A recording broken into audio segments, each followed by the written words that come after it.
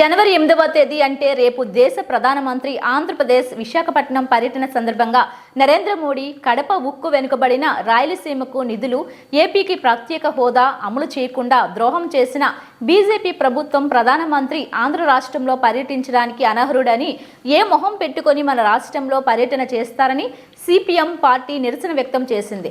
Go back Narendra Modi రావద్దు మా రాష్ట్రానికి అని నేడు తిరుపతి పాత మున్సిపల్ కార్యాలయం వద్ద సిపిఎం పార్టీ నగర కమిటీ ఆధ్వర్యంలో నిరసన. ఈ నిరసన కార్యక్రమాన్ని ఉద్దేశించి సిపిఎం పార్టీ జిల్లా కార్యదర్శి వందవాసి నాగరాజు మాట్లాడుతూ విభజన చట్టంలో భాగంగా కడప ఉక్కు పరిశ్రమను 20,000 కోట్ల పెట్టుబడి అంచనాతో 20 లక్షల టన్నుల సామర్థ్యంతో ప్రత్యక్షంగా 25,000 మందికి, పరోక్షంగా 1,00,000 మందికి ఉద్యోగ ఉపాధి అవకాశాలు కల్పిస్తామని గత 10 సంవత్సరాలుగా చెప్పిన బీజేపీ ఇప్పుడు కడప ఉక్కు మా పరిశీలనలో లేదని చేతులెత్తేయడం అంటే బీజేపీ చేతకానితనం తప్ప ఇంకొకటి కాదు అని అన్నారు. రాయలసీమ ప్రాంతంలో వరుస కరువులతో లక్షలాది మంది పేదలు, వలసలతో వేల సంఖ్యలో రైతులు ఆత్మహత్యలతో తీవ్ర సంక్షోభంలో కూరుకుపోయినప్పుడు గంజి కేంద్రాల ద్వారా ప్రజలను కాపాడుకోవాల్సిన దుస్థితి వచ్చిందని, ఇలాంటి పరిస్థితుల్లో కేంద్రంలో వామపక్షాల మద్దతు ఏర్పడిన యూపీఏ ప్రభుత్వ సహాయంతో అప్పటి ముఖ్యమంత్రి రాజశేఖర్ రెడ్డి కడపలో బ్రాహ్మణి ఉక్కు పరిశ్రమను నిర్మించాలని 2007 జూన్ 10న అంబవరం గ్రామ సమీపంలో శంకుస్థాపన చేశారని అన్నారు.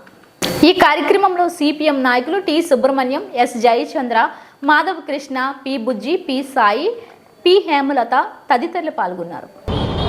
నరేంద్ర మోడీ ఆంధ్ర రాష్ట్రానికి రేపు 8వ తేదీ విశాఖపట్నానికి రావడాన్ని సిపిఎం పార్టీ తీవ్రంగా వ్యతిరేకిస్తూ ఉంది. ఏ మొహం పెట్టుకొని రాష్ట్రానికి మీరు వస్తున్నారు, ఏమి చేసినారని చెప్పేసి రాష్ట్రానికి మీరు వస్తున్నారని చెప్పి మేము ప్రశ్నిస్తున్నాం. అందుకని గో బ్యాక్ నరేంద్ర మోడీ అని అంటూ ఈరోజు రాయలసీమ ప్రాంతంలో ఉన్న అన్ని జిల్లా కేంద్రాల్లో ఈ నిరసన కార్యక్రమాన్ని నిర్వహిస్తున్నాం. నరేంద్ర మోడీ వెనకబడిన ప్రాంతాలకు రాయలసీమకు పూర్తిగా అన్యాయం చేశాడు. వైజాగ్కే కాకుండా ఈరోజు కడప స్టీల్ పరిశ్రమని స్థాపించడానికి అనేకమైన హామీలు ఇచ్చి విభజన చట్టంలో ఈరోజు ప్రారంభించడానికి కృషి చేయకపోగా దానికి వైబిలిటీ లేదని చెప్పేసి ఆ రకంగా ద్రోహం చేస్తాం రాయలసీమ ప్రాంతానికి. ఇదే కాదు, విభజన చట్టంలో ఆ రోజున్న ఆ జిల్లాలకి, రాయలసీమ జిల్లాలకు ఒక్కొక్క జిల్లాకి సంవత్సరానికి 50 కోట్ల లెక్కనిచ్చే అభివృద్ధికి తోడ్పడతా ఉన్నారు. ఒక సంవత్సరం ఇచ్చి చేతులు దురుపుకున్నా తప్ప ఆ తర్వాత 10 ఏళ్ల పాటు ఎగనామం పెట్టి ఈరోజు ద్రోహం చేసిన పరిస్థితి చూస్తున్నాం. ఈరోజు అందరి నివా కానీ, ఎస్ఎస్ కెనాల్ కానీ అనేక పరిశ్రమలు ఈరోజు పూర్తి చేసుకోకుండా ఇబ్బంది పడుతున్న మనకి ఈరోజు నరేంద్ర మోడీ వచ్చి ఏం వరగబడ్డానికి అని చెప్పేసి నేను చెప్తున్నా. ఈ నరేంద్ర మోడీ మొత్తం కూడా ఈరోజు రాజధానికి కూడా నిధులు ఇవ్వలేని పరిస్థితి, అప్పు తీసుకొని మీరు బాధపడండి అనే పరిస్థితి. పోలవరం నిర్వాసితులకు సంబంధించి ఈరోజు ఎటువంటి ప్యాకేజీ అమలు చేయకుండా పాత ప్యాకేజీలతో ఇబ్బంది పడుతున్న పరిస్థితి చూస్తున్నాం. విశాఖపట్నం ఉక్కు పరిశ్రమకి గనులు కేటాయించకుండా ఈరోజు ప్రైవేటు వ్యక్తులకి, ప్రైవేటు వాళ్ళకి ఈరోజు కేటాయించడానికి ఈరోజు ప్రయత్నం చేస్తున్నారు. అందువల్ల ఈరోజు ఆంధ్ర రాష్ట్రానికి సర్వనాశనం చేయడానికి బీజేపీ కారణమైంది. బీజేపీని అందుకని ఆ రాష్ట్ర ప్రజలు ఈరోజు తిరుపతిలో ఓడించారు. వెంకటేశ్వర స్వామి సాక్షిగా నువ్వు ఇక్కడ వాగ్దానం చేసి ప్రత్యేక హోదా ఇస్తామని చెప్పినావు కాబట్టి ఇక్కడ తిరుపతిలో ఓడించినారు. పక్కన రాజంపేటలో ఓడించారు. అరకు లోయలో ఈరోజు నువ్వు పనికిరావని చెప్పి అరకు దీంతో ఓడించడం జరిగింది.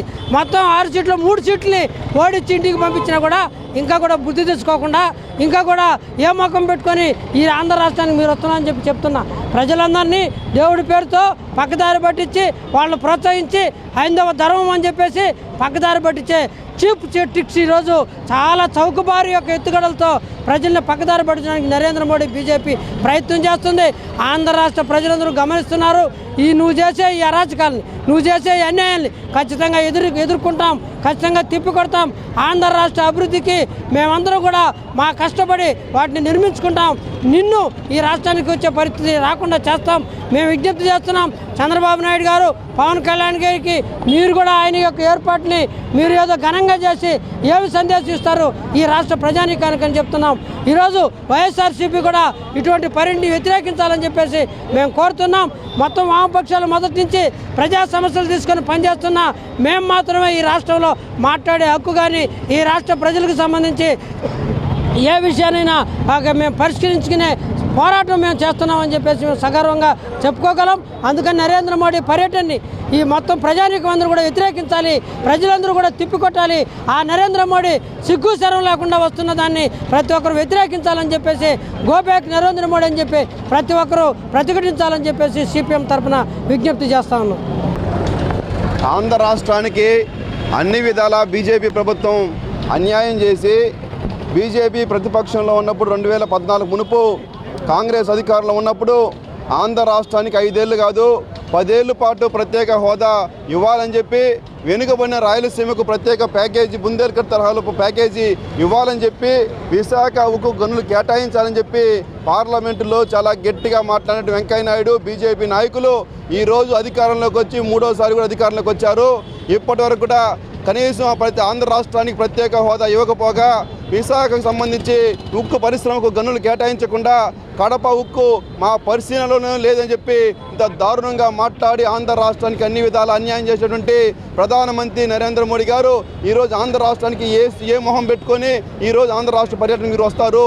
కనీసం మీకేమైనా సిగ్గు శరం ఉంటే ఇప్పటికైనా మీరు ఆంధ్ర రాష్ట్రానికి పర్యటన రద్దు చేసుకొని తక్షణమే విశాఖకు సంబంధించిన ఉక్కుకు గనులు కేటాయించడంలోనూ ఆంధ్ర రాష్ట్రానికి ప్రత్యేక హోదా ఇవ్వడంలోనూ కడప ఉక్కు పరిశ్రమను సంబంధించి నిధులు కేటాయించడంలోనూ మీరు చేస్తే మీకు ఏమైనా సిద్ధశుద్ధి ఉంటుంది తప్ప లేకుండా మేము ఆంధ్ర రాష్ట్ర పర్యటనకు వస్తాం, ఆ రాజధానికి ఇచ్చినట్టు చెంబుడు నీళ్లు పిడికిని మట్టి ఇచ్చినట్టు ఈరోజు వచ్చి ఏదో టాటా చెప్పేసి బాయ్ చెప్పేస్తామంటే చూస్తూ ఊరుకునేది లేదు. ఖచ్చితంగా ఈ ఆంధ్ర రాష్ట్ర పర్యటనను ప్రధానమంత్రి విరమించుకోవాలి, లేదంటే మొత్తం కూడా ఆంధ్ర రాష్ట్రంలో ప్రజలను కూడా ప్రధానమంత్రి యొక్క పర్యటన అడ్డుకుని తీరుతామని చెప్పి హెచ్చరిస్తా ఉన్నాం.